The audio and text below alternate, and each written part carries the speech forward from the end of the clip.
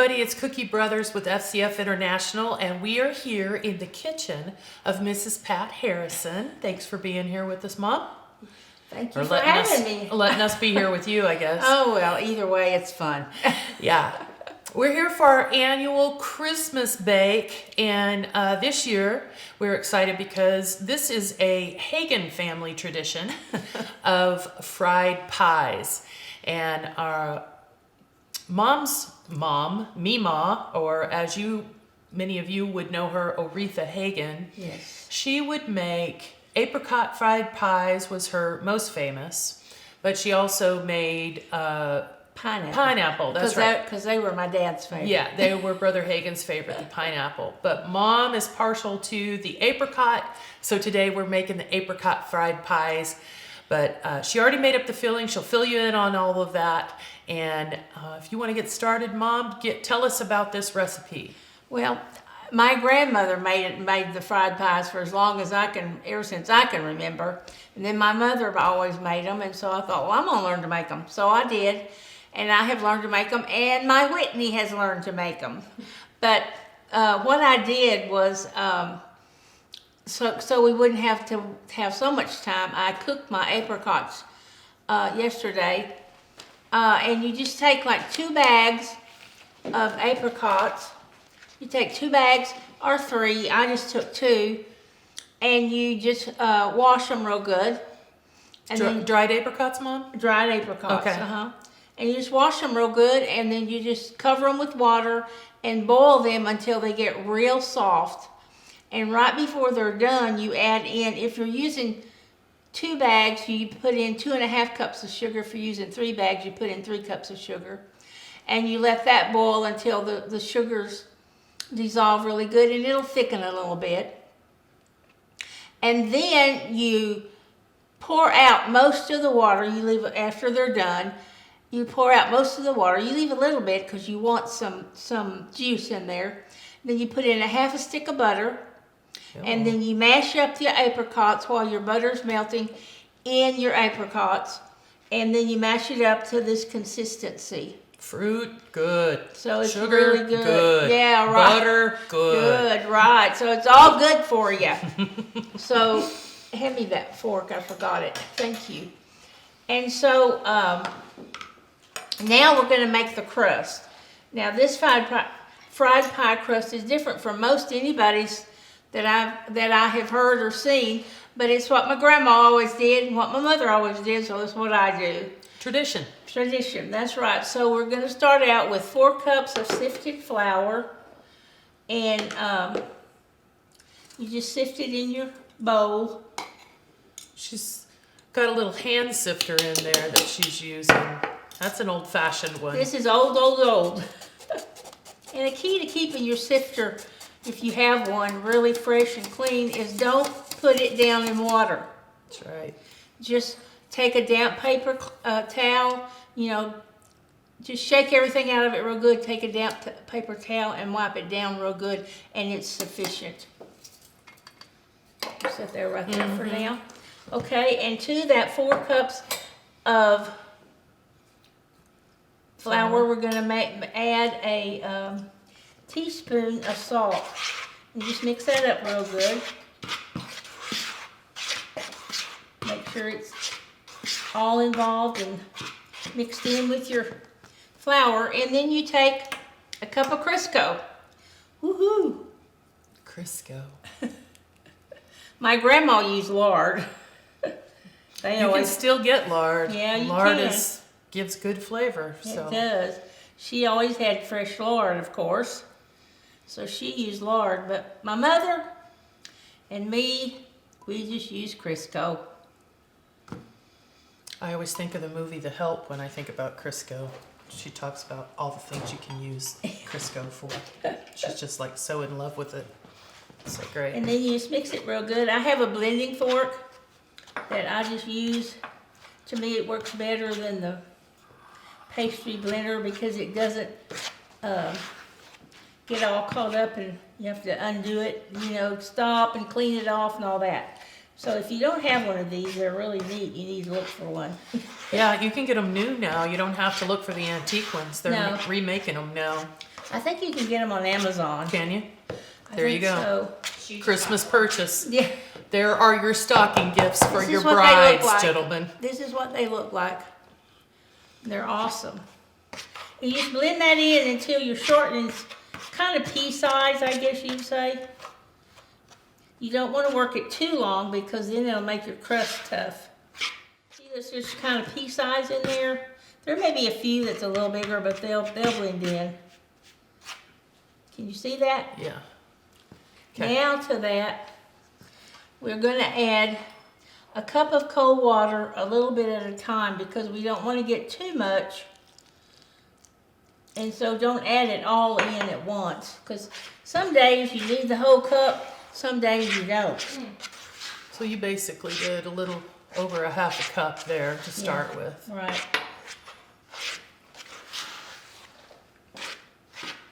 And you just mix this in and looks like I'm going to need it. Yep. If you need this cookie to take over, just hand it on over to her. So, Miss Cookie, I'm gonna let you stir that in. You Just got mix it. that in good, and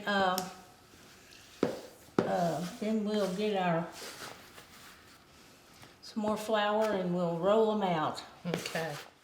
So as I stirred, it was still just really dry. So we grabbed a little more cold water, put in about, 3 more tablespoons of cold water to get this dough together. So Mom is now working to form it into a good ball so that she can roll it out. So it's still not one to hold together ideally. But I believe it'll be okay once I start rolling it out. Yeah. Do you want your crust to be moist or It's dry? not moist like biscuit dough. It's drier. Okay. It's not. If it was really moist and you put it in the fryer, would something weird happen to it? It wouldn't probably cook as good, and it would probably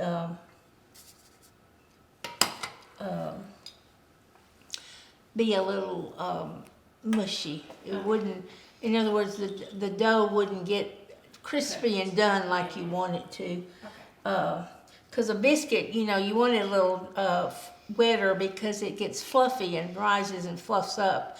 And this you don't want to fluff up. I can't say that, can I?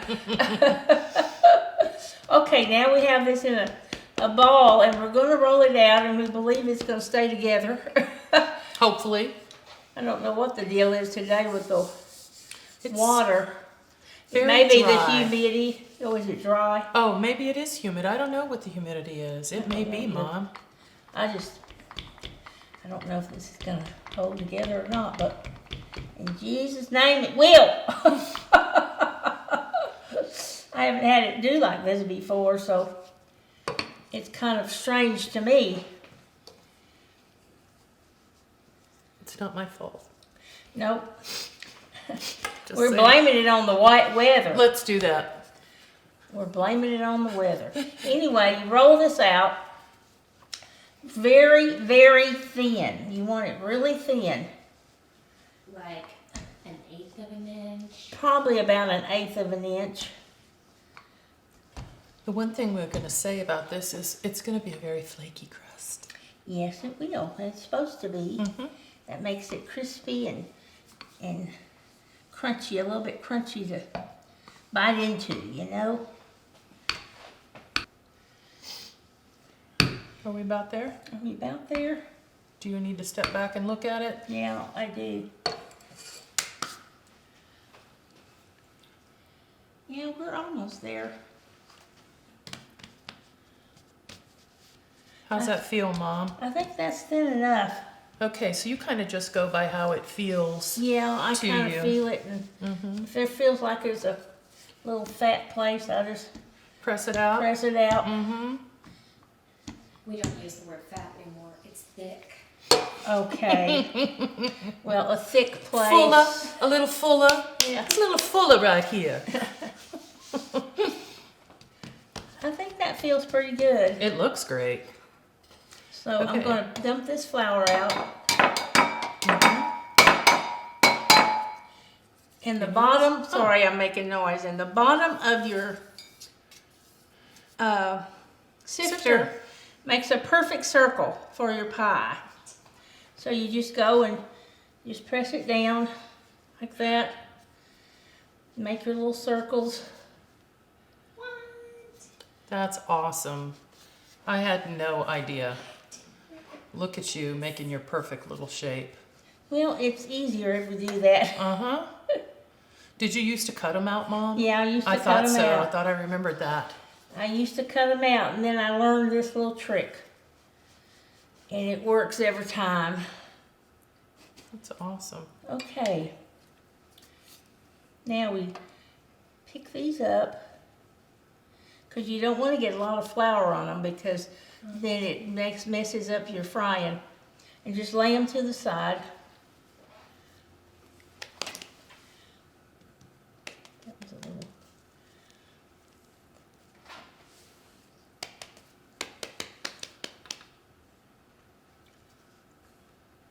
We might need a little flour on our hands to.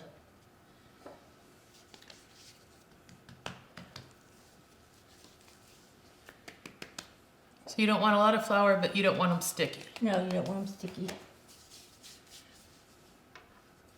Because then they stick. These may be a little bit thick over here on this side. Well, you can never go wrong with a little extra crust in my mind. Well, we can always roll them out a little bit individually.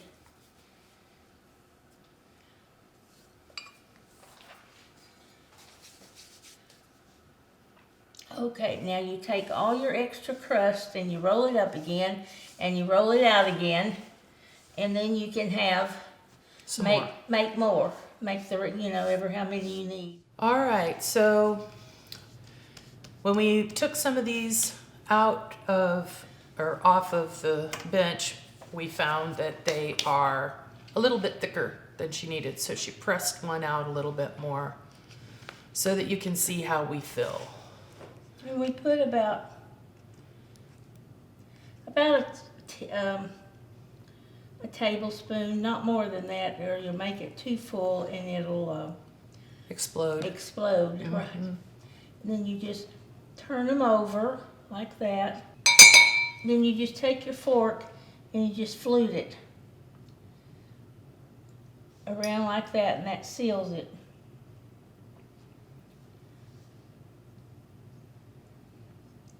Make sure you do it. Don't go all the way through, but make sure you get it down good. And there's one little pie. One thing I wanted to tell you was when you're making your filling your pie crust, if it doesn't want to seal with the fork, then just take a little bit of water and just put around with your fingertips, and then fold it over, and then do your little fluting with your fork. Is your oil too hot? I don't think so. Okay. No, you've got Chris coming. So now we're going to put them in the, I use an iron skillet because that's what I like to use. What my grandma used, what my mother used. And what kind of oil are you using? I'm using Crisco. We'll probably fry about 4 of these at a time. And make sure your pies don't have a lot of flour on them, because that dirties up your grease, and then you don't get a nice pie that looks pretty. And So you- how long do they fry usually? Well- per side. You know, I've never timed them, but I just kind of watch them till they get nice and golden brown. Uh-huh. That was opening up. Woo-hoo. Oh well. See how nice, and that needs to be a little bit brown, but see how nice and brown and crisp that looks? We'll turn it over and let it brown a little bit more. Don't let your grease get too hot, but don't let it get too cold either. It's got to just stay where it Yeah. stays a consistent bubble. Consistent bubble, right. What does that look like? I can't see it. The outside of it's more brown than the inside of it. Oh, interesting. And you just have to wait for them to get nice and brown, and they're just delicious then. And I have this tray here with a paper towel under it and then a rack on top. And the reason I do that is sometimes laying on the paper towel they can get soggy, so if you just put them on a little rack with a pan underneath with a paper towel, then the grease can drip off of it and it doesn't get soggy. Stay nice and crispy. Right. They look delicious. They smell good, don't they? Mm-hmm. Okay, this one's done. Put him there. He's done. These are not cooking as... Well, we fried them all I up, fried them up. and they look and smell amazing, except for the hot pad that we burned a little bit. Yeah. That might not smell the best, but whatever. Part of the perils of frying. Frying, right. Anyway, we are excited to share this with you. We hope you guys will try these because they are so amazing. And we just want you to know how much we love you and appreciate you, and we want you to have the most blessed and wonderful Christmas this year. Yes. Merry Christmas. Merry Christmas to all of you. Shall we try one before we go? Ooh, yum. This is hot. I know it is. That's how it looks. Merry Christmas. Huh?